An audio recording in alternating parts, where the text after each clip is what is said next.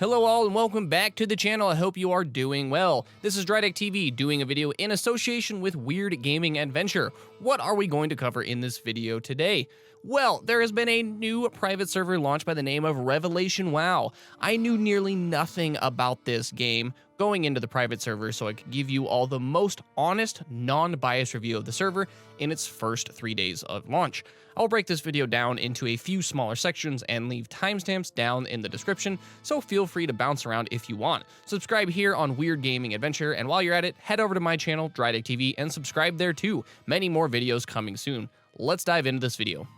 First section will cover the launch of the server itself. So Revelation WoW was originally supposed to be launched on January 14th, but after careful consideration, the developers decided to delay it for the sake of completion and performance. An admirable stance to take, and one that I respected a lot. I was glad to see a developer take enough pride in their product to just admit that it wasn't quite ready and decided for the better to delay the launch.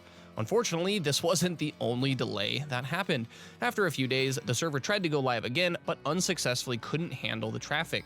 This led to yet another delay, and by this point, many of the people on Discord were getting impatient. Rightfully so, some of them were financial supporters of the server and would like to see their money not go to waste. This unsuccessful second launch led to their third delay, and on February 1st, they finally got a stable product out to the player base.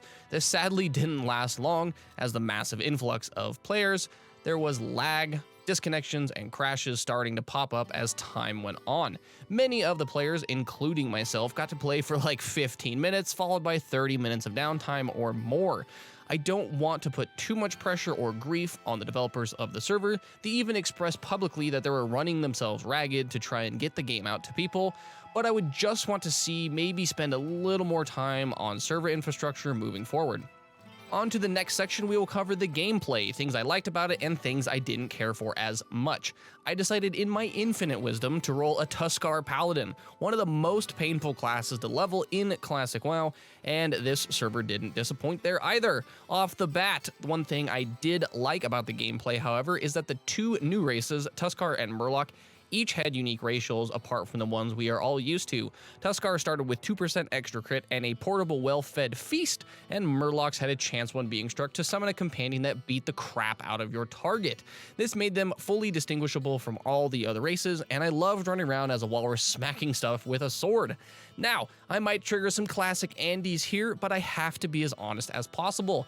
As I get older, I just simply don't have the time nor the patience to level a character at vanilla Blizz-like pace anymore. It is mind-numbingly boring getting 1 to 2 levels in a 4-hour game session, and the fact this is a private server where they have the option to speed that up really just magnifies the snails-like pace we were going at.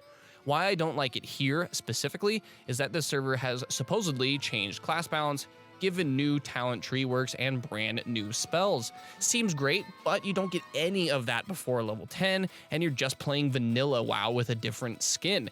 If I was to suggest anything, is to give a taste of what the custom content for this server is earlier to keep people more interested in the game. The slower pace of leveling will undoubtedly narrow the player base down further than it needs to be, and maybe having a modular option for players to level at Blizz-like rates would be way better than just hamstringing everyone onto the same boat.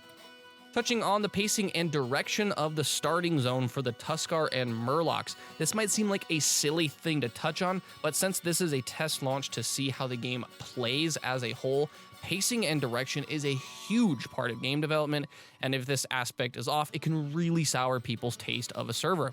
Right off the bat, one of the first quests you get from the Tuskar start was bugged. You could not complete this and any other quests associated with the chain, so that was an immediate turnoff. I know this is a beta test, so I didn't care too much, but I know some people will. Once we all got done with the first 2 or 3 introduction quests, we were sent on our first kill and collect missions. Kill wolves and bears and collect the meat. This again comes back to that vanilla Blizz-like experience that is just really tiring to be a part of. The spawn rate of these wolves and bears was extremely low, leading to hundreds of players standing still just waiting for a monster to respawn. Not a good look for a brand new server that's trying to build hype when people tune into streams to see them literally doing nothing but waiting. If you managed to get past that part of the game, you were then sent to various locations around the starting zone. And I gotta say, the starting zone was really well made. It's gorgeous to look at, never felt boring to traverse, and the landscape was very diverse, which was a nice change of pace. Although this nice looking landscape got extremely dull very quickly, simply due to the fact that the quests were so extremely spread out that it led to an immense amount of travel time. And at level 5 with no movement speed boost, this got tedious very quickly. As the zone quest line progresses, it shoves every single player into one area, Vulcaness Lair, to do these kill and collect quests there. This is where the wheels really started to fall off for the server. If anyone played during launch, they will know how incredibly awful the Naga War Spear collect quest was. Not only were the spears scattered sparsely around the entire area, the respawn rate on each spear was 5 minutes and you needed 8 of them. There was like 250 players all running around like crazy people trying to just get this damn quest done, and with the rates as they were, at a minimum, you had to spawn one set of spears. You were looking at 40 minutes to complete one quest, and this was before the server started chain crashing, causing rollbacks for almost all players. So if you were 5 out of 8 on spears, you could find yourself getting rolled back to the start of the quest, leading to a loop of collect, wait, and crash that some players experience for over 4 hours. You might say, well, just move on and skip this part. Well, sadly you can't. These quests were direct quest lines that led to progressing the starting zone story, and you couldn't skip them even if you wanted to. I can only speak for myself, but I was here for over an hour and a half trying to complete one quest. This made me nearly uninstall the game and write it off as another failed server launch. So as a summary for everyone listening, would I recommend this server to anyone looking for a new private server to call home? Right now, absolutely not. I know the developers are working their asses off to make this game, and I have nothing but respect for them. Just in the current state of the game, it's unstable to play, the content is nothing new or exciting until much later, and the new player experience is dull at the best of times. If I were to give feedback for the devs, it is to take the time to make sure your custom features on the server are easily identifiable, accessible, and fun to use from the get-go. Yes, I know players like vanilla Blizz-like stuff, but this is a private server that claims to be a quote-unquote revelation in the WoW private server space. Right now, it's simply not. Sure, it might look a little prettier, but as someone who wanted this to be an amazing experience, I was let down in the end.